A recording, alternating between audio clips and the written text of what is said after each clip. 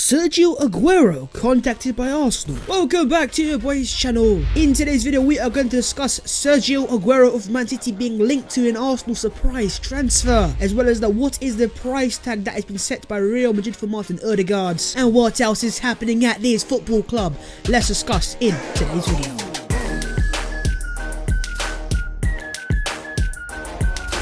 Yo, what is up guys, my name is Russell T and welcome back to my channel, you beautiful people. Quickly before we get into the video, go down there, drop a like, subscribe to the thing if you're new, and let me know your thoughts in the comments and all things I'm going to discuss, any questions, anything you want to discuss down below. And with that being said guys, here is the latest Arsenal news today. Can I get a here we go?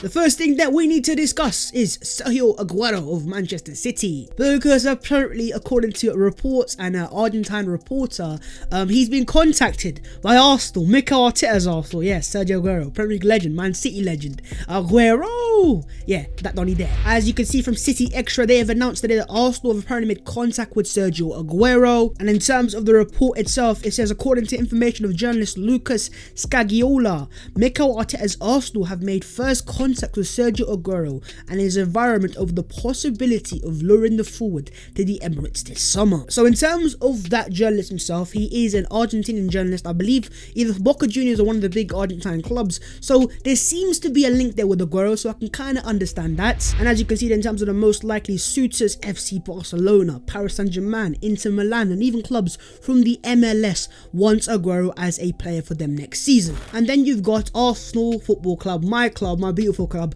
that sit 9th in the Premier League, that are not as it stands going to get Champions League football, at least through the Premier League, and you know, our prospects aren't the best as it stands. Yes, Arsenal are gargantuan, yes, we're massive, but in terms of current success and Aguero's final few years, why would he choose Arsenal after all of those clubs? And also, he's a Man City player through and through. He stayed there for so many years, I doubt he wants to compete against them. But saying that, on the other hand, you could say with Man City not offering that new contract, just maybe he might have a point to prove to show the world, the Premier League, that I am still here and I am still a top baller. Of course, around about a week ago, it was announced that Aguero is leaving Man City. It is confirmed news, and so that does mean he will be a free agent in the summer. In terms of age, he is 32 turning 33 in June, and yes, you have the link there of Mikel Arteta, who of course used to manage Aguero when he was a coach and assistant to Pep Guardiola. And in terms of the Arsenal logic there and there, why would Arsenal want Aguero at this age and of course with his injury record as well? Well, to be honest with you, the only logic that I can really think about is of course Alexandre Lacazette, who has been linked with a transfer to Arsenal. So if he is to leave Arsenal this summer, with us having so many other priorities to spend money in terms of attacking midfielder,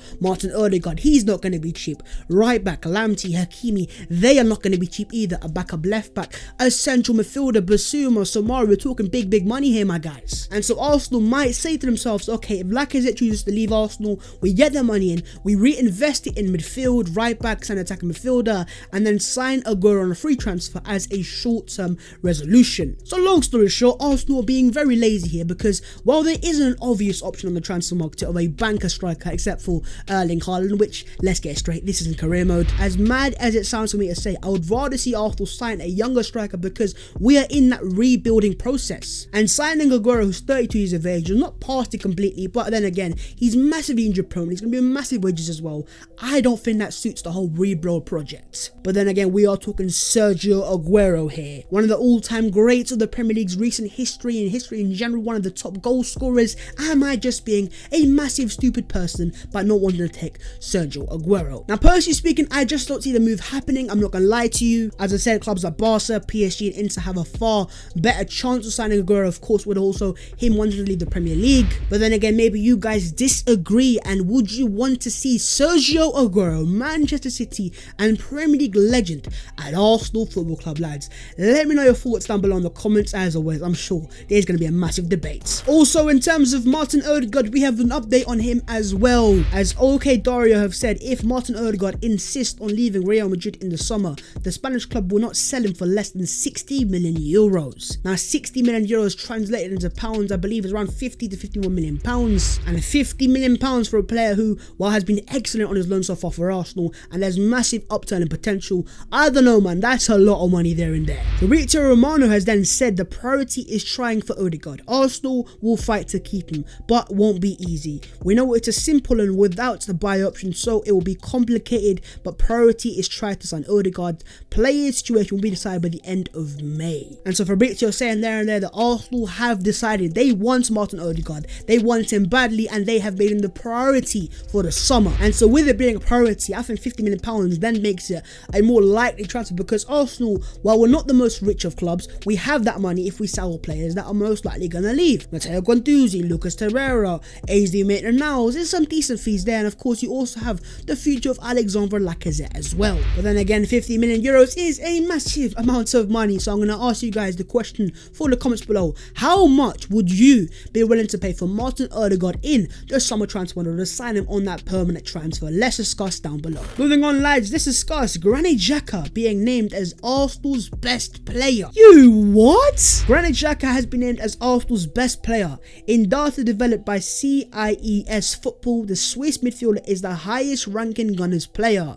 He comes in the top 10 in the Premier League, which is led by Jorginho from Chelsea. I mean, I guess that final part says it there and there. Wow, Xhaka's had a decent little season. Arsenal's best player is Bukayo Saka playing golf. In terms of Xhaka this year, sometimes he's had some really good games, and I will give him credit for that. But sometimes he's had so many mistakes, and sometimes he's been really bad as well. Too inconsistent to be named Arsenal's best player. But while we are on the topic of Arsenal's best player this year, let me know your thoughts in the comments on who do you think has been that standout baller for us this season. For me, it's either Gabriel Bukayo Saka and definitely not Granit Xhaka. Also, we have an update on Achraf Hakimi, as apparently 2 Morocco websites suggesting that Arsenal are ready to offer €50 million for Achraf Hakimi this summer from Inter Milan. Now, I'll tell you what there and there, I don't have a clue who these 2 Moroccan websites are, but then again, we have to understand Hakimi is a Moroccan international player, so there is a link there and there. But most importantly, €50 million when Arsenal have already prioritised Martin Odegaard. That would then be €100 million. Do Arsenal have that money to spend if we're not in the Champions League as it stands? We might not even be in the Europa League. I'm not quite sure. And so unless man like Stan Kroenke decides to take you out of you know where and decides to put some money on the table, I don't see Arsenal paying that sort of money unless we sell another big player. But with that price in question, of course, that's also a very similar price to what Brighton wants for Tariq Lamptey. They're right back there. So if you were the Arsenal manager, who would you choose to pay that money for? Achraf Hakimi or Tariq Lamptey, lads? Let's have a discussion in the comments below. And also in terms of Pablo Mari, it has been announced today that Flamengo's financial statements reveal that Flamengo received £6.8 million in total from Arsenal Pablo Mari.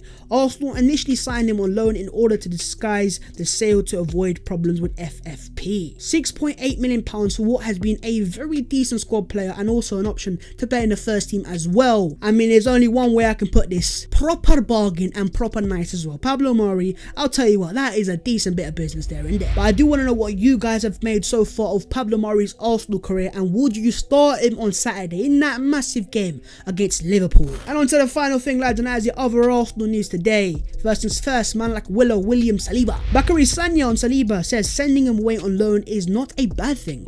It is not a punishment. To me, it's clever to send him on loan rather than him being on the bench or not even being in the squad. Bakary Sagna, a ex-Arsenal right back, a very good ex-Arsenal right back. Sagna has also said being good in France is totally different to proving himself in the Premier League. To adapt, it takes months, and Mikel probably saw a problem and thought, you need to be more aggressive and you need to go somewhere else and play. So what we have there and there is an Arsenal player who played in the Premier League for Arsenal and also played in Liga as well, has experience of both leagues. So if he thinks he's right there, then I'm going to listen to Bakary Sagna. But with William Saliba impressing so much at Nice since his loan spell there, would you make him a starter for Arsenal next season as a centre back, maybe alongside Gabriel Magalhaes? Let me know what your man is saying down below. And on to the final thing, Saliba and Maitland-Niles, man like 50! He has been speaking and he has said, personally, I want to play in the centre of the pitch because I feel comfortable there, and there has always been a lot of things that I can bring by playing in the middle. You can control the game as much as possible from there, and I think my attributes can help me do that. So what he's done, he's confirmed there and there one more time that he wants to play as a central